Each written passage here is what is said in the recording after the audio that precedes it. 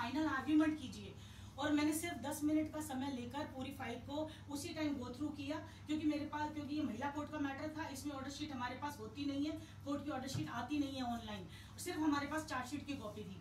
तो मैंने इस ऑर्डर शीट सारी 10 मिनट में पढ़ी और मैंने आर्ग्यूमेंट किए, और जज साहब ने उसी टाइम उसी आर्ग्यूमेंट के बीच को कंक्लूड करने के दौरान हमें कहा कि मैं इनको बरी करती हूँ, आप अपने बेल बॉन्ड फर्निश कर दीजिए, जो कि एक श्योरिटी बॉन्ड दिए जाते हैं। 6 महीने का टाइम पीरियड मिलता है स्टेट को और दूसरों को अपील करने का।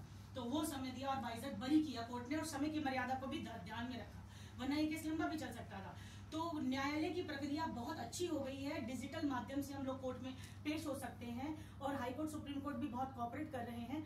तो इस प्रक्रिया को इस तरह से हमने आगे बढ़ाया। जब इस तरह के मामले आते हैं, मन में एक जहन में सवाल आता है कि 4 साल का लंबा संघर्ष इन्होंने झेला समाज में, और जहाँ रहते हैं उन लोगों के बीच में, रिश्तेदारों के बीच में इस तरह के मामले आते हैं तो कहीं ना कहीं शर्मिंदगी महसूस होती है। बिल्कुल। लेकिन जब इस तरह के मामले आते हैं, महिलाएं ज्यादातर ऐसे केस में झूठी पाई जाती है, ऐसी महिलाओं के खिलाफ क्या कुछ एक्शन कोर्ट के द्वारा लेना चाहिए? मैंने वही आपको बताया सर, आईपीसी की धारा 193 और सीआरपीसी की धारा 195, भारतीय दंड संहिता की धारा 499 और 500 आईपीसी मानहानि के दावे, क्रिमिनल डिफेमेशन के दावे को आगे करते हैं।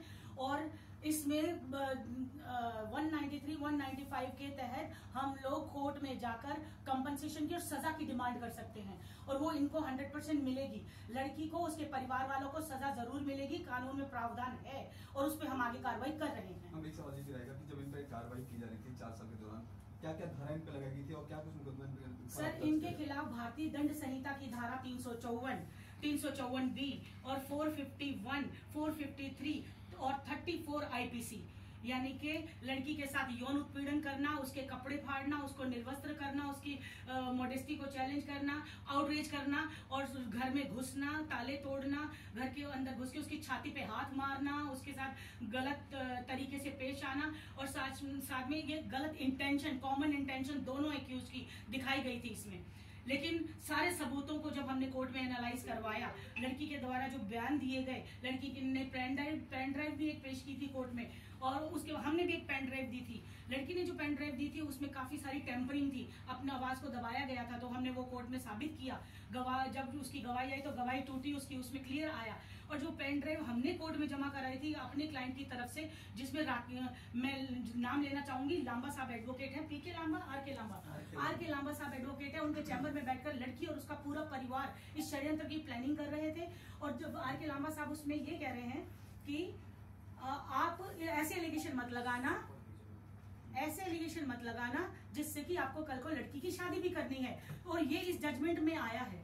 जजमेंट का पैराग्राफ नंबर मैं आपको बता देती हूँ, जो ये कहता है कि आर के लांबा वकील साहब भी इसमें इन्वॉल्व थे, और उनकी मदद से ये सारा षड्यंत्र रचा गया और ये झूठा केस गढ़ा गया। पुलिस को भी गुमराह किया गया, कोर्ट को भी किया गया, इसलिए इनको सजा भी मिलेगी और इनको मानहानि का कंपनसेशन भी देना पड़ेगा। ठीक है, इस मामले पर सुपरविजन जो एडवोकेट है, सीनियर एडवोकेट सर, कैसे देखते हैं इस मामलों को? लगातार इस तरह के झूठे मामले ज्यादातर देखे जा रहे हैं इस तरह के मामलों में ये तो तय है कि इन्हें सत्य की जीत होती है, जैसा कि अभी इन्होंने कहा, सत्य में भी कहते हैं।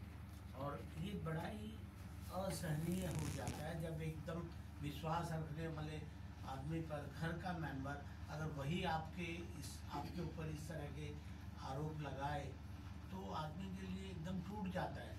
समाज में हर जगह उसे हर आदमी को जवाब दे पाना बड़ा मुश्किल होता है। वैसा ही हमारे राकेश जी के साथ भी हुआ, क्योंकि इनका इंटेंशन कुछ भी नहीं था, एक ही घर में रह रहे, घर के बच्चे थे, सब था, लेकिन अचानक उन्होंने बच्ची का दिमाग खराब करके और उसके झूठे कहलवा के इस तरह का मुकदमा डाल दिया।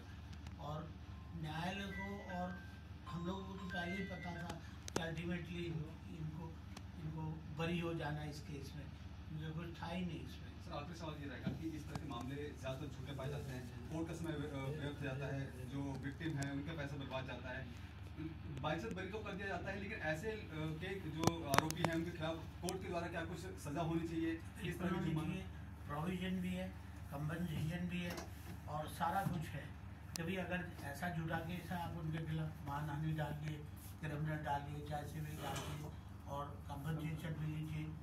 इवन इसमें डीएलएसए में भी प्रोविजन है कि भाई अगर साबित हो जाता है कि आपने ऐसा कुछ नहीं किया, आप सही है, तो आपको कंपनसेशन स्टेट कंपनसेशन देती है। तो देखिए ये मामला मोहन गार्डन